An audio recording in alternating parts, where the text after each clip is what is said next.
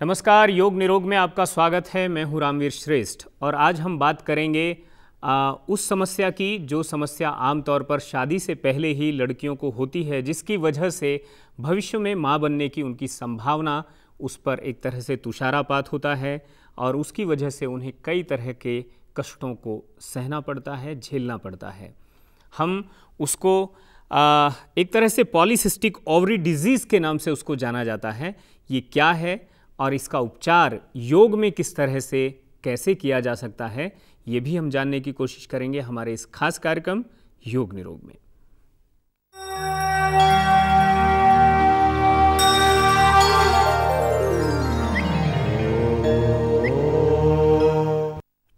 Polycystic ovary disease को समझाने के लिए हमारे साथ देशराज जी हैं। आप महामंत्री हैं भारतीय योग संस्थान के। देशराज जी, आपका बहुत बहुत स्वागत है लोकसभा टीवी में। और सबसे पहले ये ऐसी बीमारी है जिसको शायद उन बच्चियों को समझना है जिनकी अभी उम्र 15 से लेकर के और 25 के बीच में है। हाँ श्रेष्ठ जी, ये रोग किसी को भी हो सकता है। महिलाओं में वो महिलाएं जिनकी आयु लगभग 12 साल से 45 साल के बीच में है, मतलब जो प्रजनन प्रक्रिया से लिए तैयार है शरीर, उस समय के दौरान ये रोग शरीर में आता है सामान्यतः। और आजकल यह रोग बहुत तेजी से बढ़ा है। शरीर में हार्मोन्स का संतुलन बिगड़ने के कारण, जीवन शैली गलत होने के कारण या कई बार वंशानुगत होने के कारण माताओं में या फीमेल्स में जो डिंब ग्रंथि होती है, जिसको ओवरी कहते हैं, उसके आसपास छोटे छोटे सिस्ट बन जाते हैं। उस सिस्ट के बनने से शरीर में कई तरह के लक्षण सामने आते और वो कई प्रकार के अन्य रोगों से भी पीड़ित होने लगते हैं। और ये सिस्ट वगैरह बनना, ये भी उसके एक सिम्टम्स में यही इसी को ही पॉलीसिस्टिक ओवरी डिसीज कहा जाता है। सिस्ट बनने को ही कहा जाता है, जिससे शरीर में अन्य बदलाव आप कई प्रकार के पाएंगे। क्या लक्षण उसमें? और लक्षण आप ये देखिए कि कई बार चेहरे पर अनावश्यक बाल उगने शुरू हो जाते हैं, बाल झड़ने शुरू हो सकते हैं, शरीर में मोटापा आना शुरू हो सकता है, मासिक धर्म से संबंधित कई तरह के रोग, मासिक धर्म अनियमित होना, कष्ट रज होना, अति रज का रोग होना, अल्प रज का रोग होना, गर्भ धारण करने में कठिनाई होना जैसे लक्षण जो है ना सामने आने लगेंगे। बिल्कुल। किन कारणों से होता है ये सब? किन कारणों से ये होता है? आजकल आप पाएंगे कि युवा पीढ़ी की हमारी जो बेटियां हैं, शादी से पहले कई बार इस रोग से पीड़ित होने लग जाती है। इसका जो सबसे बड़ा कारण जो आज आया है वो है बाजार में मिलने वाला जंक फूड। हम मैदा युक्त भोजन और बाहर के भोजन, ये जंक फूड तो वेस्टर्न लड़कियां भी खाती हैं, पीती हैं। वहाँ के वायुमंडल और यहाँ के वायुमंडल में बहुत फर्क है। हम गर्म देश में रहते हैं, हमारे यहाँ के हिसाब से जो भोजन है हम वो स्वीकार ना करके स्वादवश उधर बढ़ गए और ये बीमारियों का एक खजाना है।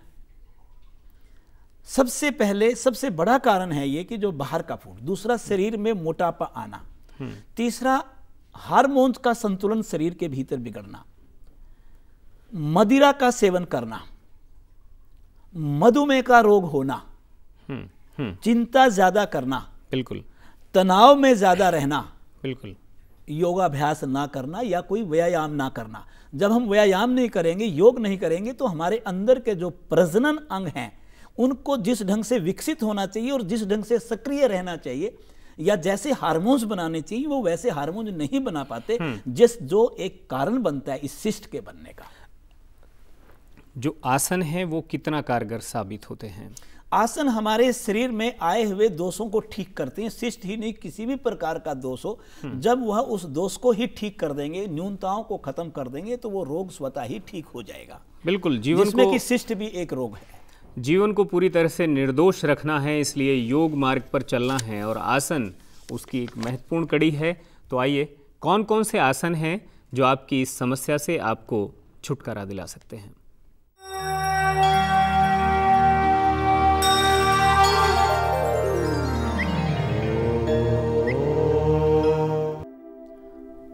पॉलीसिस्टिक ओवरी डिसीज को ठीक करने के लिए हमें स्वाधिष्ठान चक्र और मणिपुर चक्र को प्रभावित करने वाले आसनों का अभ्यास करना होता है, जिसमें हमारे साधक आज एक पश्चिमोत्तानासन का अभ्यास करके दिखाएंगे जो बहुत लाभकारी है। पर ये दर्शक ध्यान दें, जिनको कमर में दर्द है वो इस आसन को तब तक ठीक ना करें जब तक वो कमर दर्द ठीक ना हो जाए। पश्चिमोत्तानासन के लिए एड़ी पंजे मिलाएं, पंजे ताने, दोनों हथेलियां घुटनों पर, कमर को सीधा कर लें, दोनों बाजुओं को सामने की ओर से धीरे धीरे ऊपर की ओर लेकर के जाएं, बाजू कान के साथ सट जाए, श्वास भर करके कमर वाले भाग से शरीर को ऊपर की ओर खींचें और श्वास बाहर निकालते हुए कमर के निचले भाग से आगे की ओर झुकना प्रारंभ करें। दोनों हथेलियों को पंजों से आगे निकलने पर पहली 2 उंगलियों और अंगूठों से पैर के अंगूठों पर छल्ला बनाएं, पश्चात अपनी ओर खींचते हुए माथे को घुटने से आगे टांगों से स्पर्श करवा दें और कोहनियां धरती की ओर बढ़ा दें। बहुत बढ़िया। और रुके श्वासों को सामान्य करके यहां इस पोस्चर में प्रजनन अंग महिलाओं में विशेषता प्रभाव में आने से इस रोग को ठीक करने में यह आसन बहुत प्रभावकारी आसन कहलाएगा, पश्चिमोत्तानासन। दोनों बाजुओं को फिर उसी प्रकार से आगे की ओर तान दें, बाजू कान के साथ सट जाए और श्वास भरते हुए धीरे धीरे वापस आना प्रारंभ करें। कमर को सीधा कर दें, बाजू कान के साथ सटी रहे अंत तक। एक बार श्वास भर के फिर बाजू ऊपर खींचें और बगल से बाजुओं को वापस ले आएं। दोनों टांगों में सुविधाजनक फासला करके दोनों हथेलियां पीछे रख दें। इसी प्रकार एक आसन और है जो कि यूट्रस वाला भाग, फैलोपियन ट्यूब वाला भाग और ओवरी वाले भाग को प्रभावित करने वाला आसन कहलाता है योग मुद्रा। वह आसन भी इस बात का जरूर ध्यान रखेंगे कि जिनको कमर में दर्द है वो नहीं करेंगे। एड़ी पंजे मिलाएं, पंजे तान दें, दोनों हथेलियों को घुटनों पर रखें, दाएं टांग को मोड़ें, एड़ी को बाईं और पेड़ू में स्थित कर दें, बाईं टांग को मोड़ें, एड़ी को दाईं और पेड़ू में स्थित कर दें। अब हम बाएं हाथ की मुट्ठी बंद करेंगे, सामने की ओर हथेली दर्शकों को दिखाइए करते हुए, अंगूठा अंदर लीजिए, अब मुट्ठी बंद कीजिए। अब इसको पीछे ले जाइए बाजू को और दाएं हाथ की हथेली से बाएं हाथ की कलाई को पकड़िए। श्वास भर करके कमर वाले भाग को ऊपर की ओर खींचिए। अब श्वास बाहर निकालते हुए आगे की ओर झुकना प्रारंभ करें। कमर एकदम सीधी रहेगी, अंत में माथा धरती पर लग जाएगा और दोनों एड़ियां हमारी दोनों बाएं और दाएं स्थित जो हमारी डिंब ग्रंथियां हैं जिसमें सिस्ट की प्रॉब्लम होती है उस हिस्से को दबाएगी, उनकी मसाज होगी, वहां ताजे रक्त का परिसंचरण होगा और आप उस रोग की दुविधा से बाहर आएंगे। श्वास भरते हुए धीरे धीरे आना प्रारंभ करें, वापस आइए। पश्चात उसी प्रकार से फिर एक बार श्वास भर करके शरीर को ऊपर खींचिए और दाएं घुटने की तरफ ट्विस्ट कर दीजिए कमर को और आगे झुकना शुरू कीजिए। घुटने से आगे निकल जाए आपका माथा, घुटने से नहीं लगाना, आगे की तरफ निकाल करके थप दबाइए नीचे की तरफ, ताकि आपके बाएं पैर की एड़ी अच्छी तरह से आपकी दाईं डिंब ग्रंथि को पूरी तरह से दबाए। बहुत धीरे धीरे वापस आइए।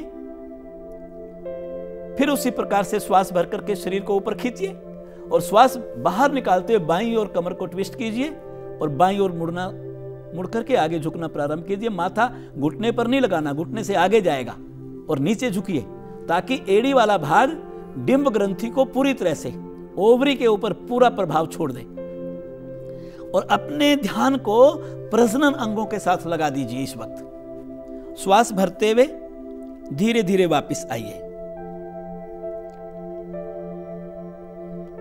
दोनों पैरों को खोल दीजिए और शलभासन के लिए दाईं ओर पेट के बल शिथिलासन में लेट जाइए। ताकि समय का अभाव रहता है तो इसलिए साधक हमारे जो दर्शक हैं वो पोजिस को देखें, समझें और फिर करें। जो अभी आसन करवाया जाएगा शलभासन, जिनको पेट का हर्निया है वो इसको नहीं करेंगे, अगर अल्सर के फोड़े हैं तो भी इस आसन को ना करें। एड़ी पंजे मिलाएं, दोनों बाजू शरीर के साथ ले जाएं, ठोड़ी धरती पर रख दें। दोनों बाजुओं को अब शरीर के नीचे लें, हथेलियां आपकी जंघाओं के नीचे आ जाएं। दाईं टांग श्वास भरते हुए ऊपर उठाएं। हाँ, कीजिए आप। हाँ, चलिए चलिए चलिए। और यहां रुकना होता है, बहुत धीरे धीरे वापस आइए। अपनी क्षमता के अनुसार दर्शक धीरे धीरे रुकने का समय बढ़ाएंगे। बाईं टांग को श्वास भरते हुए ऊपर उठाना प्रारंभ करें। घुटना नहीं मुड़ना चाहिए। फिर धीरे धीरे वापस आए। जिनकी क्षमता कम है वो एक एक टांग से कर लें शुरू में। जिनकी क्षमता बन जाए फिर वो दोनों टांगों से करना शुरू कर दें, जैसा कि हमारे शिक्षक सामने करके दिखा रहे हैं। दोनों टांगों को उठाना प्रारंभ करिए। श्वास भरते हुए अधिक से अधिक उठाने का प्रयास कीजिए। बहुत अच्छा कर रहे हैं आप। और बहुत धीरे धीरे वापस आ जाइए और पीठ के बल आकर के विश्राम कीजिए। पीठ के बल। एक आसन और, पॉलीसिस्टिक ओवरी डिसीज के पेशेंट्स के लिए बहुत बढ़िया आसन है वो। हमारे माताओं में प्रजनन अंगों को प्रभावित करने वाला आसन है वो। उनके मसल्स को बढ़िया कर देने वाला आसन है वो। वहां के एड़ी पंजे मिलाइए, पंजे तानिए। हस्त पादोतान आसन है ये। हथेलियों का रुख धरती की ओर कीजिए। श्वास भरते हुए दोनों टांगे, बाजू और धड़ एक साथ उठाना प्रारंभ कीजिए। उठाइए, बहुत बढ़िया। जितने टांगे उठेंगी उतने ही कंधे उठते हैं। और रुकिए यहां पर, श्वासों को सामान्य कीजिए। और नाभि के नीचे वाले जितने भी वहां प्रजनन अंग हैं उन पर हमें कंसंट्रेट करना है कि हाँ, वहां के दोष ठीक हो रहे हैं, वहां के दोष ठीक हो रहे हैं। जैसा भाव बनाते हैं योगाभ्यास में वैसा फल मिलता है। बहुत धीरे धीरे वापस आइए और शवासन की स्थिति में आ जाइए। श्वासों को सामान्य करें। पंजों से सर तक, सर से पंजों तक अपने शरीर का बार बार मानसिक अवलोकन करना, शरीर को ढीला करते जाना। और अंत में ऐसे 2 से 3 मिनट का शवासन रोगी जरूर कर ले। इससे हमारे शरीर की क्षमताएं बढ़ती हैं। एड़ी पंजे मिलाएं और करवट लेते हुए दाईं करवट लीजिए एड़ी पंजे मिलाकर और उठ बैठिए। बैठने वाली स्थिति में विश्राम करें। बिल्कुल, 4 आसन और समस्या का बड़ा समाधान देने की कोशिश।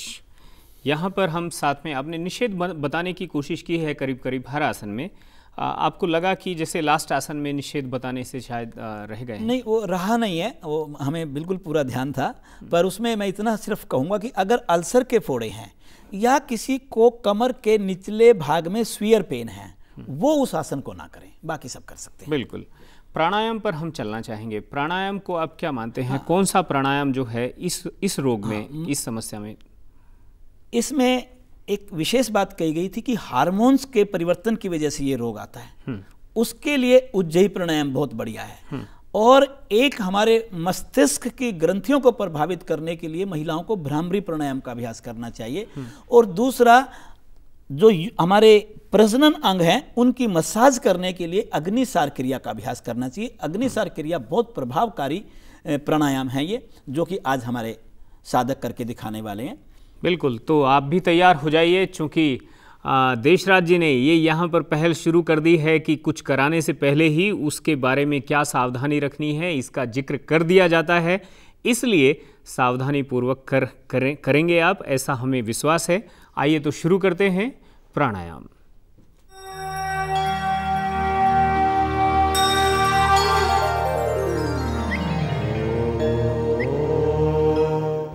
अग्निसार प्राणायाम के लिए एड़ी पंजे मिलाइए, पंजे तानिए, दोनों हथेलियां घुटनों पर, कमर सीधी, दाईं टांग मोड़कर एड़ी बाईं ओर रख दें पेड़ू में, बाईं टांग मोड़ते हुए एड़ी को दाईं ओर रख दें पेड़ू में, स्थित कर दें। दोनों हाथ ज्ञान मुद्रा की स्थिति में, कमर सीधी कीजिए। अग्निसार प्राणायाम जिनको हृदय रोग की शिकायत रहती है, जिनको पेट में हर्निया की शिकायत है, जिनके पेट में अल्सर के फोड़े हैं, उनको यह प्राणायाम नहीं करना चाहिए। हथेलियां पलट दीजिए घुटनों पर रखने के लिए। पश्चात आंखें बंद कीजिए, मूलबंध लगाइए, श्वास को धीरे धीरे कंठ तक भर लीजिए। अंत में श्वास को धीरे धीरे पूरा बाहर निकालिए। पश्चात पेट को खाली करके अब नाभि को अंदर बाहर अच्छी तरह से उसको कीजिए। एक बार अंदर खींचना है बाह्य कुंभक की स्थिति में, एक बार बाहर दिखाइए आप करके, ताकि दर्शकों को समझ में आइए। हाँ, बहुत बढ़िया, कीजिए। ऐसा करने से पेट के सभी डाइजेस्टिव ऑर्गन्स, पाचक अंग, निष्कासन अंग, प्रजनन अंग, उनकी मसाज होती है। उनके अंदर अगर कोई उनकी कार्य क्षमता में कमी आई है तो वो वापस ठीक हो जाती है, शरीर के दोष ठीक होते हैं। खास तौर पर इसमें गर्भाशय वाला भाग और डिंब ग्रंथि वाला भाग प्रभाव में आने से माताओं में डिंब ग्रंथि के दोष ठीक करने के लिए यह प्राणायाम बहुत लाभकारी है। करते रहिए। यहाँ पर समय के अभाव में कम समय करके दिखाया जा रहा है। जिनको यह रोग है वो प्रतिदिन 3 मिनट से 5 मिनट तक इसका अभ्यास करें। बीच बीच में विश्राम जरूर देते रहें, लगातार नहीं करना। पहले किया, आराम कर लिया, फिर किया, फिर आराम कर लिया, ब्रेक दे करके करें। धीरे धीरे वापस आए, दोनों हाथ ज्ञान मुद्रा में, विश्राम की स्थिति में। आसन का प्रभाव अपने मानसिक स्तर पर क्या हुआ उसका अवलोकन करें। बिल्कुल, आसन के प्रभाव को आपने भी अवलोकित किया होगा। आसन और आसन के बाद प्राणायाम। हम इस यात्रा में कुछ और भी समझने जानने की कोशिश करेंगे। क्या कुछ ऐसा और है जो इस समस्या के उपचार के लिए आप प्रिस्क्राइब करते हैं? इसके अंदर हमें कफ वर्धक चीजें नहीं लेनी। अरबी की सब्जी, उड़द की दाल, भिंडी की सब्जी, आपको केला, आपको दूध और दूध से बनी चीजें, दही, फ्रिज में रखी चीजें, बासी चीजें जिससे वात भी बनता है वो भी नहीं लेना। इससे ये 2 चीज़ों का परहेज करें। और उबली हुई सब्जियों का सूप बना लें। सूप बना करके उसमें सेंधा नमक और काली मिर्च डाल करके 3 महीने तक सायंकालीन उसका सेवन करें तो आप पाएंगे कि सुपाच्य भोजन के साथ अगर ये चीज़ महिलाएं जोड़ दें जिनको यह रोग है तो बहुत तेज़ी से उनको विश्राम या उनको आराम आएगा। अतिरिक्त इसके हम अन्य सुझाव में 2-3 बातें इसमें जरूर बतलाना चाहेंगे श्रेष्ठ जी। 7 से 8 पत्ते नीम के, 3 से 4 काली मिर्च, बिल्कुल, और थोड़ा सेंधा नमक कूट करके 1 गिलास पानी में मिला लें और सुबह खाली पेट उसको पिएं। और सुबह खाली पेट मल निष्कासन के बाद 2 टब में पानी भर लें। एक में गर्म पानी ले लें और एक में ठंडा पानी ले लें। अगर 2 मिनट आप गर्म पानी में बैठते हैं, वहाँ से निकलें, 1 मिनट आप ठंडे पानी के टब में बैठें। ऐसा लगभग 15 से 20 मिनट तक इस क्रिया को करने से आप पाएंगे कि इस रोग को ठीक करने में बहुत सहायता मिलेगी। आखिर में हम अपने एक दर्शक का सवाल जो है वो लेना चाहेंगे। हमारे एक दर्शक हैं अंकुर, उन्होंने पूछा है कि वो अनिद्रा का रोगी है, नींद नहीं आती है। आपकी ओर से क्या उपचार है उनके लिए? अनिद्रा के रोगी को विचार जो उनका ताना बाना मस्तिष्क में, मन में ज़्यादा चलता है, बहिर्मुखता ज़्यादा है। अगर वो प्रतिदिन कहीं सामूहिक जहाँ पर योग साधना होती है, सुबह के समय, अब तो भारतवर्ष में योग का प्रचार और प्रसार बहुत तेज़ी से बढ़ रहा है।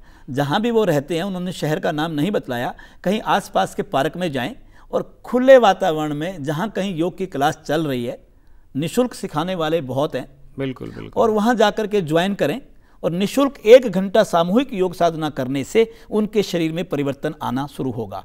प्राणायाम का अभ्यास ज़्यादा बढ़ा दें, योग निद्रा और शव आसन का अभ्यास बढ़ाएं और वो नासिका में 2-2 बूंद तेल की रात को डालें। बिल्कुल, और थोड़ा ओम की चैंटिंग करें सोने से पहले और विचार शून्य हो करके प्रभु का नाम लेकर के अपनी गलतियों का शोधन करके तब बिस्तरे में जाएंगे तो नींद अवश्य आएगी। बहुत बहुत शुक्रिया देशराज जी, आपने जो है एक खास तरह की समस्या और एक सवाल का भी एक तरह से दर्शकों को जवाब दिया। उसके लिए यहाँ पर अगर आपके मन में कोई सवाल पनप रहा है, उठ रहा है, आपको कोई फीडबैक देना है तो आप हमारे इस पते पर अपना फीडबैक दे सकते हैं। हमारा पता है योग निरोग, Lok Sabha television, FB 116, parliament library building, parliament house, नई दिल्ली 110001। हमारा ईमेल पता है yognirog.lstv@gmail.com। तो पूरे के पूरे कार्यक्रम का एक लब्बो लुबाव ये निकल करके ज़रूर आता है कि किसी ने पूछा कि जीवन का उद्देश्य क्या है, तो दूसरे ने जवाब दिया कि जीवन का उद्देश्य जीवन ही है, यानी आपको किसी ने बनाया है और आपके बनाने में आपके माता पिता का बहुत अहम रोल है। आप भी किसी को बना कर जाएं, अपने जैसा बना कर जाएं, और अपने जैसा ही नहीं, अपने से ज़्यादा अच्छा, ज़्यादा सुंदर, ज़्यादा एडवांस, और ताकि समाज के लिए वो ज़्यादा उपयोगी हो। इसके लिए आपको निश्चित तौर पर अपने स्वास्थ्य को, अपने आरोग्य को दुरुस्त रखना होगा ताकि आप ऐसा कर सकें, अगर आप में उस तरह की कोई समस्या है तो। क्योंकि अगर आप समस्या का समाधान चाहती हैं तो योग मार्ग आपके लिए बेहतर है, आपके लिए सस्ता है, सुलभ है और सुयोग्य है। फिलहाल योग निरोग में मुझे दीजिए इजाज़त, फिर आएंगे आपकी सेवा में। तब तक के लिए दीजिए विदा। नमस्कार।